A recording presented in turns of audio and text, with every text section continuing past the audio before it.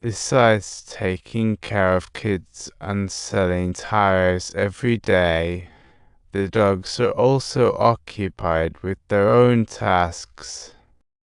Jack believes that such a life is completely meaningless, and when Kate questions him about it, Jack reverts to his usual worn-out excuses. He insists he's not Kate's husband, and she naturally sees him as being a bit of a brat, so she stops trying to persuade him. Go ahead and buy whatever. After saying that, she takes the kids and leaves. With things said like that, Jack loses interest in shopping for a suit and apologizes to Kate on the way back. He admits he shouldn't have acted out, he just can't understand why life has him feeling so low. Kate is perplexed by Jack's puzzlement. She tells him there are a lot of choices in life, and plenty of surprises. Every choice has its purpose. In fact, they originally lived in New York. When his father-in-law had a heart attack, Jack sacrificed his New York dreams to take over the family tie shop. Jack feels this choice ruined his life.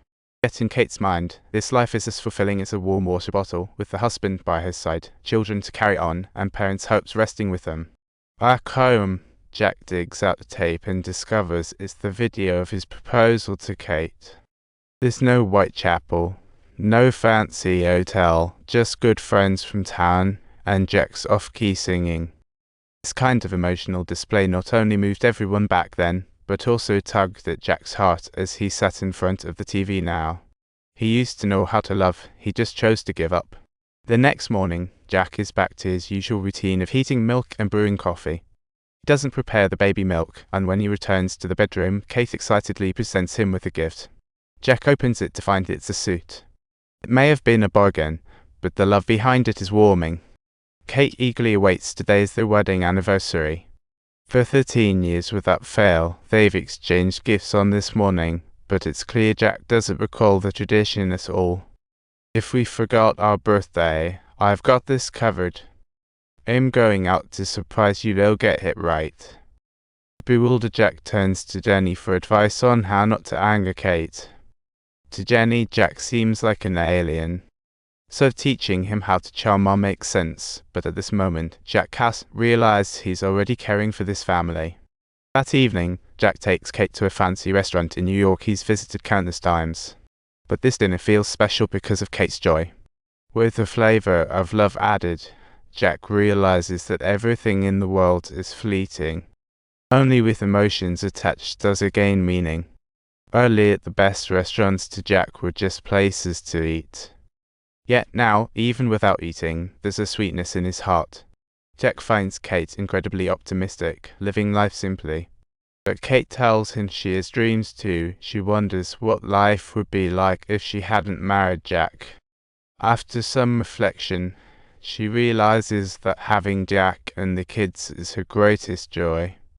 Kate doesn't have the chance to experience two lives like Jack. She simply poured everything into choosing Jack and their family.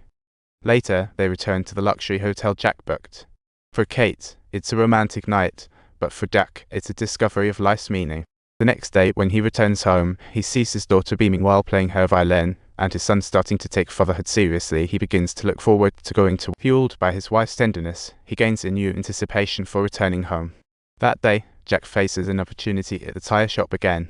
An important figure arrives in a Rolls-Royce for tire service. The old man doesn't know Jack, but he sure knows him. He's the same person who used to be Jack's boss, Peter.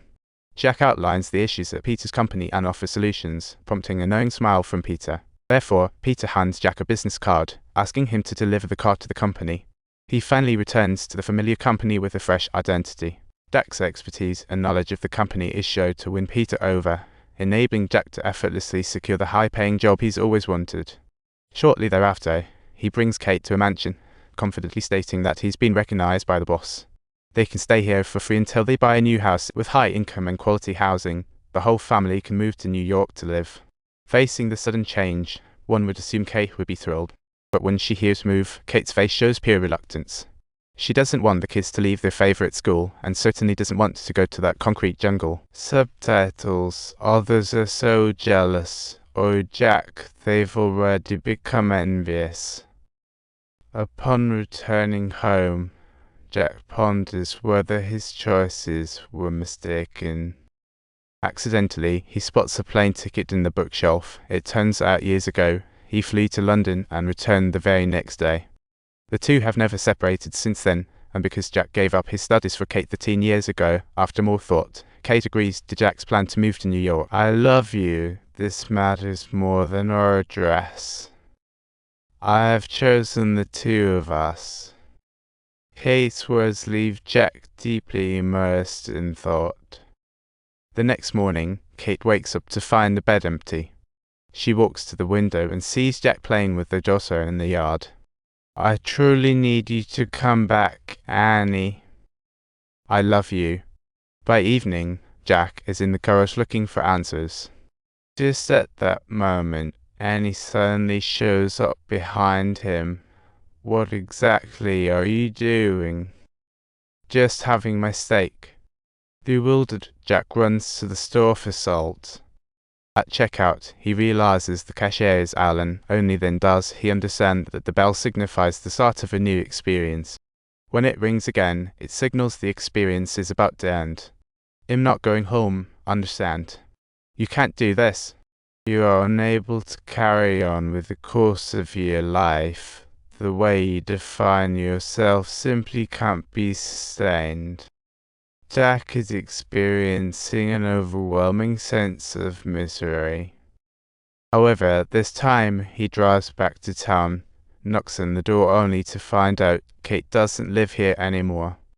If this long experience was just a dream, then to find happiness, he must seek out Kate. So Jack quit all his jobs and began searching around, eventually finding Kate's studio in New York. With a mix of excitement and nervousness, Jack approaches, and when he sees Kate again, his heart sings. She's still as beautiful as ever.